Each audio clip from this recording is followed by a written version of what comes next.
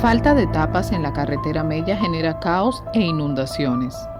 Los constantes hoyos en la carretera Mella se han convertido en una pesadilla para los conductores y residentes de Santo Domingo Este. Cada día los vehículos sufren daños al caer en estos baches, lo que provoca pérdidas económicas considerables y pone en riesgo la seguridad de quienes transitan por esta zona. Los hoyos se han transformado en vertederos improvisados donde se acumula basura. Se necesita una investigación urgente para saber quiénes se roban las tapas, quién las compra, porque este negocio beneficia a algunos y nos afecta a todos.